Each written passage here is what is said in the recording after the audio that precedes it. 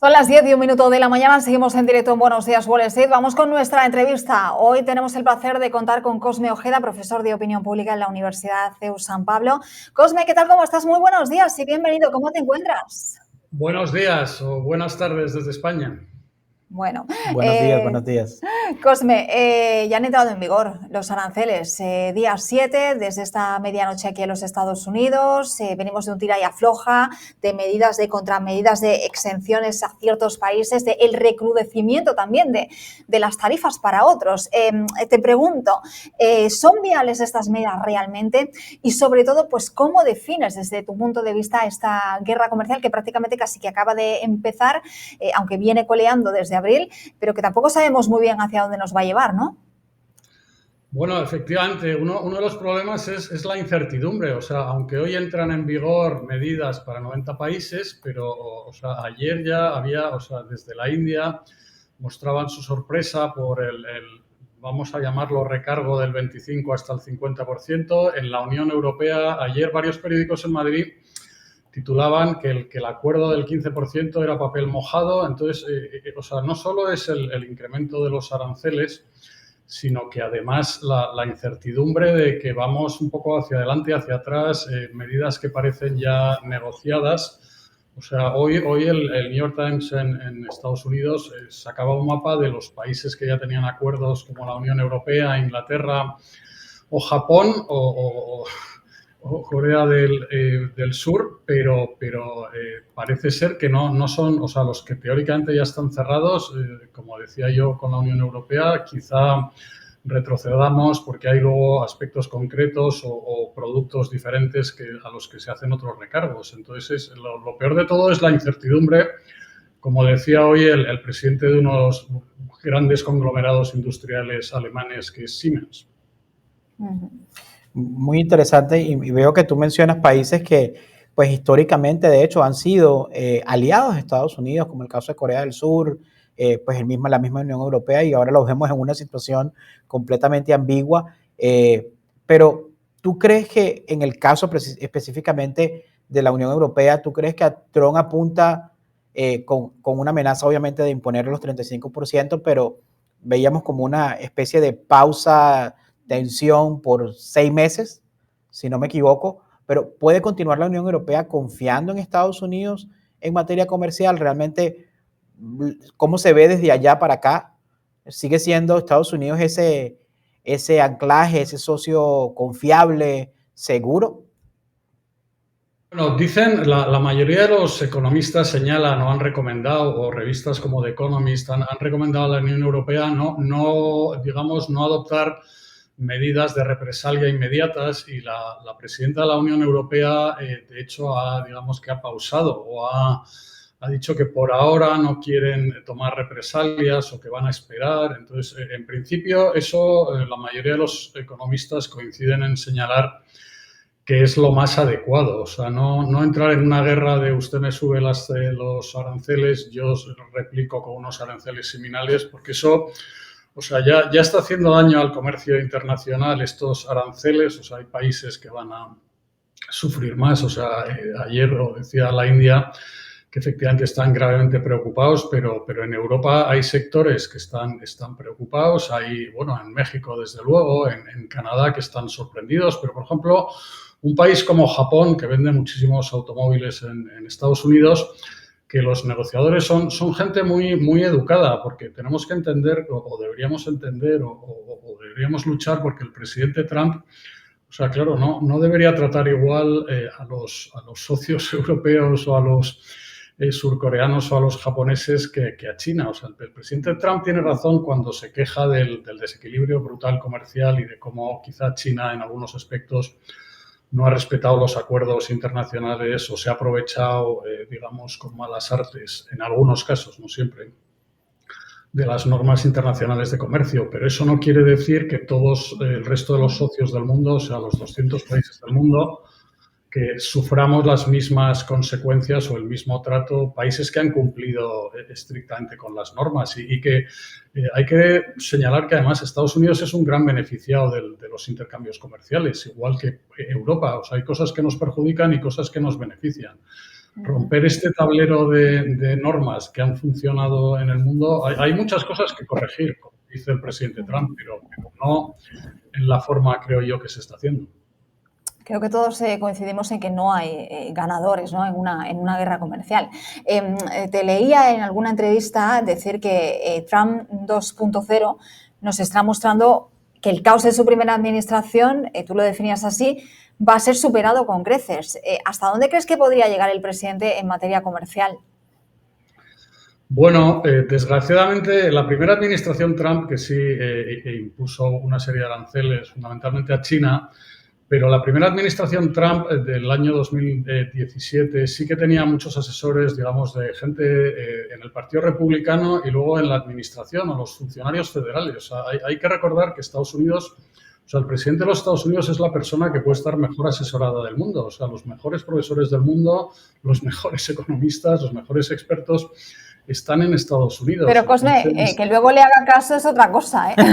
¿No? Pues, desgraciadamente, ese es el problema. O sea, bueno, digamos que parece ser que en los últimos momentos Peter Navarro está teniendo, o el secretario Lutnick de Comercio, tienen menos influencia y parece que está ganando peso el secretario del Tesoro, que es una persona que conoce mejor los mercados. Entonces, pero es que la presidenta de la Unión Europea o los diplomáticos europeos del Servicio Exterior, es que una de las cosas que manifiestan, igual que los diplomáticos japoneses, que no, muchas veces no saben, o sea, intentan ganarse el favor de Trump, o sea, como hizo ayer el presidente de Apple, le regala una cosa con oro de 18 quilates estupenda, dice buenas palabras, que eso parece inducir al presidente a estar más tranquilo, pero luego de repente cambia de opinión y claro, ¿no? O sea, con un mercado de 500 millones de personas en Europa y la Unión Europea o con un mercado estadounidense, los primeros perjudicados son los ciudadanos de los Estados Unidos,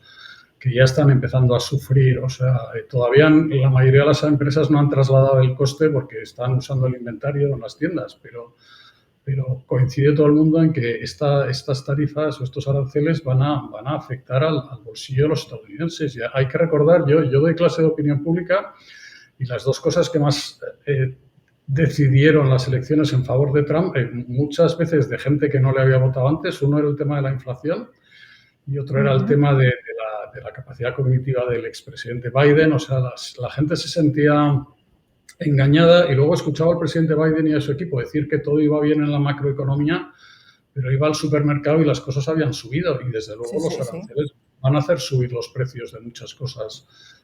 Seguramente más lo van a notar más entre septiembre y Navidad, pero ya se está notando. Vamos, vosotros estáis allí y lo sabéis maravilloso. Te lo decimos de primera mano, se nota. Y también te decimos que la gente votó precisamente por eso, y eso por lo que comentabas. Y eso lo conversamos, y precisamente es una de las grandes preguntas que siempre se hace a la gente. Mira, por ejemplo, vemos que el presidente Trump celebra, obviamente, que el país ha recolectado o ha devengado cifras extraordinarias en el tema de los impuestos por los aranceles, que en paréntesis sabemos que hubieron compras aceleradas o apresuradas de muchas compañías precisamente para evitar estos aranceles.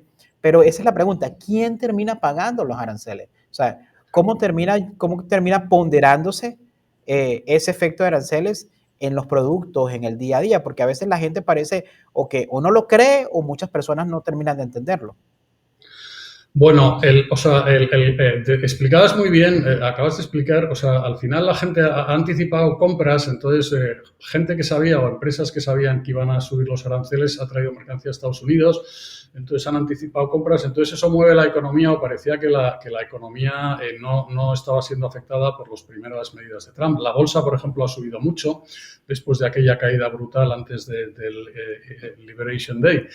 Pero ya, o sea, lo que sí vemos, o sea, y eso son cifras reales de Estados Unidos, que tampoco le gustan al presidente Trump. O sea, el empleo ha subido mucho menos de lo estimado, la economía está creciendo menos de lo esperado, o sea, ya esas cosas se están empezando a notar Y claro, en el momento que sean de aplicación, que se acaben los inventarios, que las empresas necesiten comprar en otro entorno, que las empresas que han dejado de comprar ahora por la incertidumbre recarguen los precios o no puedan suministrar al mercado o tengan que buscar otros proveedores, la economía es una cosa muy compleja. O sea, aunque el presidente Trump sustituya o vean ahora que la primera recaudación de los aranceles le da dinero al Tesoro estadounidense, a las haciendas, y en cambio rebajan los impuestos o quitan desgravaciones a los ciudadanos en los impuestos, eso es inmediato ahora, pero los economistas que calculan y proyectan están avisando de que los precios van a subir y de forma significativa. Entonces, eso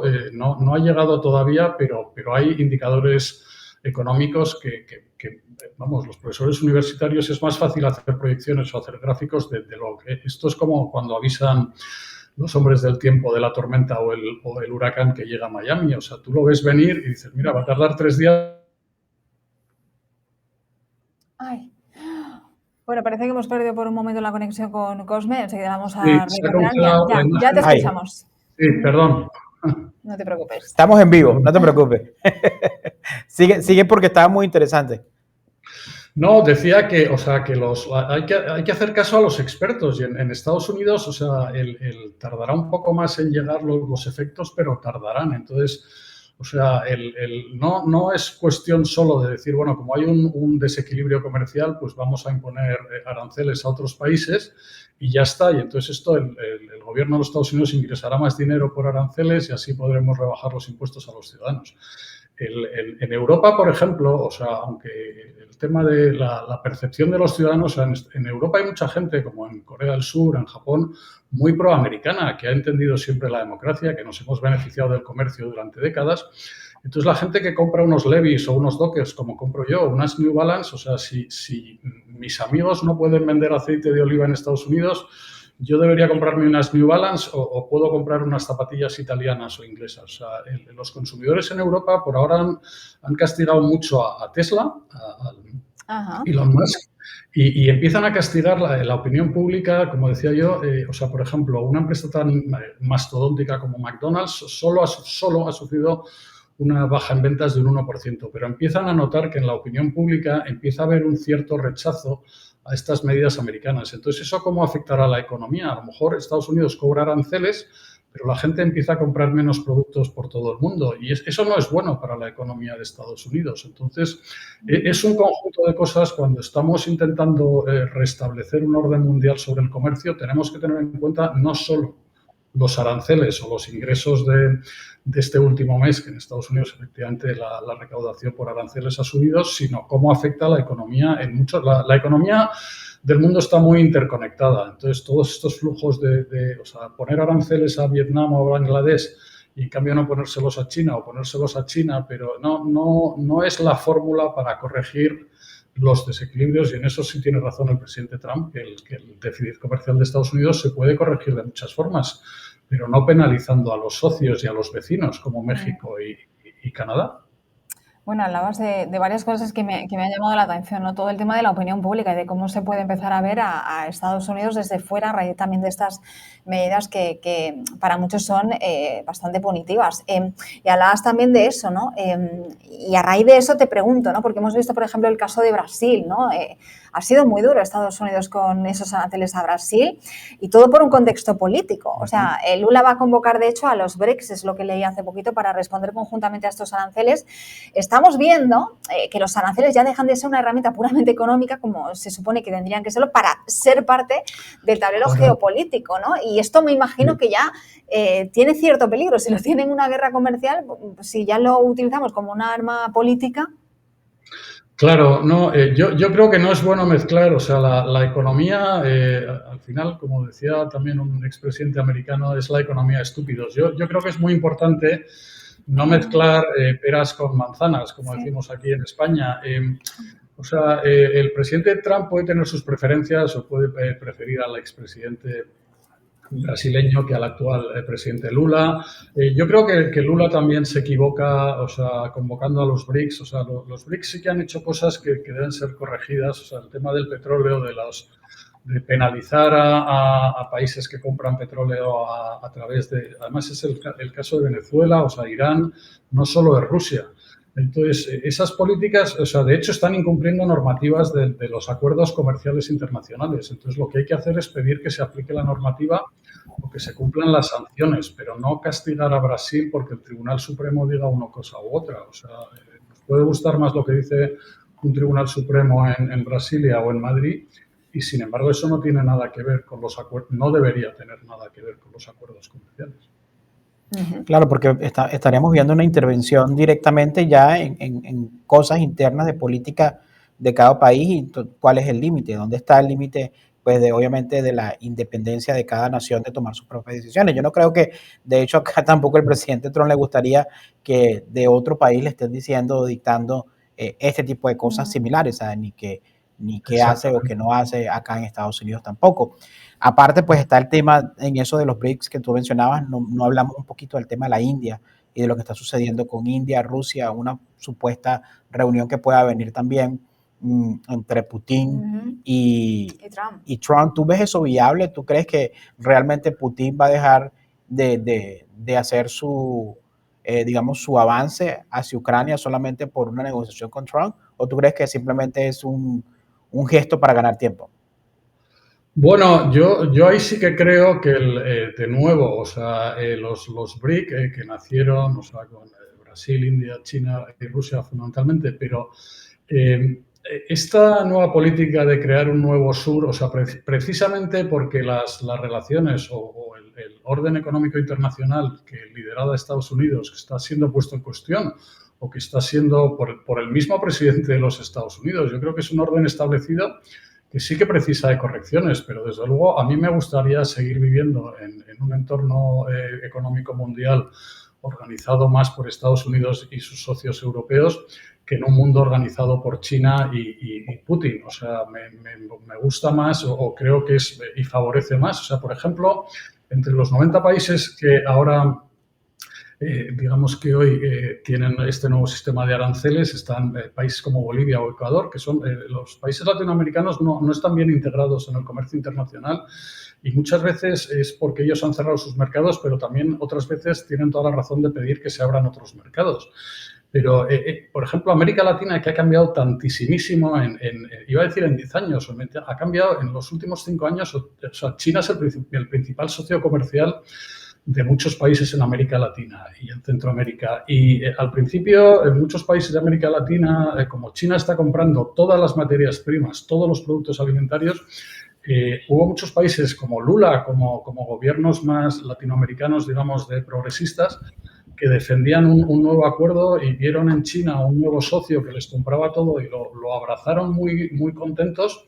Y están descubriendo que las negociaciones o los acuerdos de China con Ecuador, China con la pesca en Argentina, en Ecuador, en Perú, con acuerdos muy, muy desfavorables y los socios no están nada contentos. Entonces, Lula puede estar contento con el petróleo, puede comprar petróleo venezolano o puede decir que va a llamar a Rusia, pero Rusia, China o Irán no son buenos socios comerciales. O sea, China compra petróleo muy barato a Irán y a Venezuela, pero no creo que sea un socio comercial fiable. No creo que América Latina gane mucho vendiendo tanta soja como Argentina, China, etcétera. O sea, a lo mejor la forma de negociar con Estados Unidos, muchos están descubriendo ahora que no era tan mala, viendo cómo se negocia con China. Le están vendiendo espejos por oro, por decirlo así, como cuando en tiempo de la conquista. Por eso, no es una buena idea. O sea, muchos abrazaron ese nuevo mercado y es verdad que China hubo un momento que compraba todo de materias primas, etcétera, empieza pagando muy bien, luego renegocia, y es un socio mucho más duro negociando. Lo está viendo también el presidente Trump. Los negociadores chinos, desde luego, son gente durísima, preparadísima y bueno, o sea, hay que trabajar mucho para renegociar con ellos. Oye, Cosme, antes de despedirte te tengo que hacer una pregunta sobre el tema de la Reserva Federal, que es otro tema aquí candente, ¿no? En este lado del charco. Te pregunto, estamos viendo una división un poquito más más casi que retransmitida, ¿no? Dentro de los miembros de la FED. ¿Crees que la verdadera razón estaría detrás el hecho de la posible bajada de tipos y todo el tema del desempleo que estamos viendo?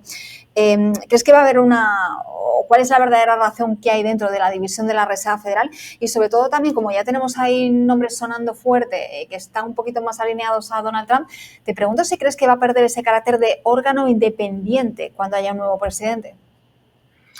Bueno, yo creo que no. O sea, la Reserva Federal tiene una historia fabulosa y el actual presidente también.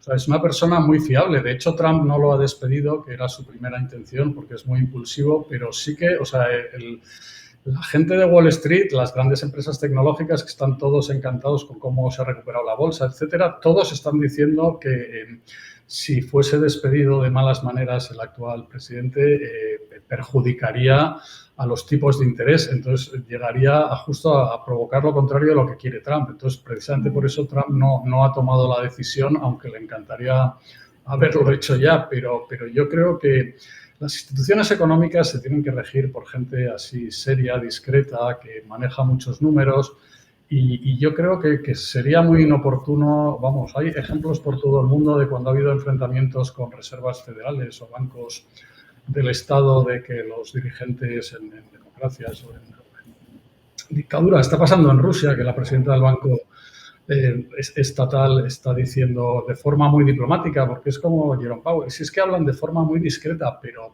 dicen las cosas que hay que decir y te están tomando las medidas que hay que tomar, porque su labor es ayudar a que la economía funcione mejor y que la inflación no crezca, y ese trabajo está siendo hecho de forma correcta. Yo si pudiese asesorar o como profesor me llamasen de la Casa Blanca, diría que mejor esperar. Pero vamos, eso lo dice cualquier economista, vamos, lo dice cualquier alumno de economía de primero de carrera. Bueno, es muy interesante. Vamos a darle tu número a Casa Blanca. Quién sabe, de repente te llaman y pueda escuchar alguna voz diferente.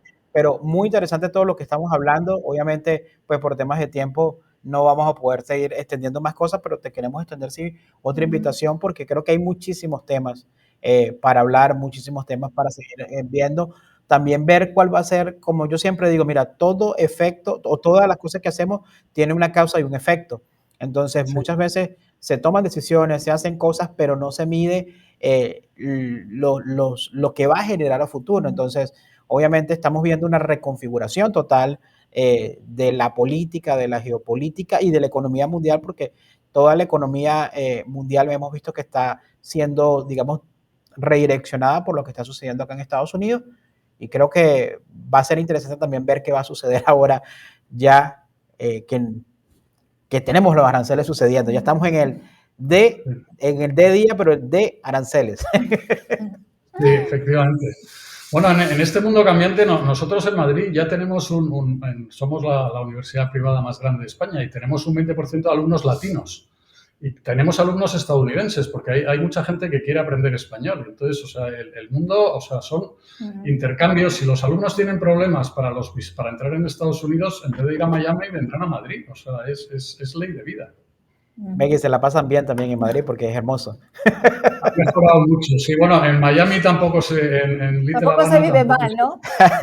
Tampoco se vive mal, pero no veas cómo estamos de precios. Intercambio, hacemos un intercambio, 6 meses allá y 6 meses acá. Puede ser. Cuando queráis. Oye, Cosme, de verdad, un placer, gracias. Nos vemos pronto. Igualmente, cuando queráis, a vuestra disposición. Muchas gracias, profesor. Feliz día. Bueno, pues si quiere entrar en la Casa Blanca, tiene que llevar por lo menos un regalo. ¿no? Yo le recomiendo algo que sea de oro. Dorado. Algo de oro. Algo de oro puede ser que lo escuche el profesor. Muy buena charla con el profesor. Sí. Vale la pena. Bueno, Cosme Ojeda. Hacemos una pausa, regresamos enseguida. Ya tenemos un montón de compañeras que están ahí esperando para charlar sobre ellas. Hasta ahora.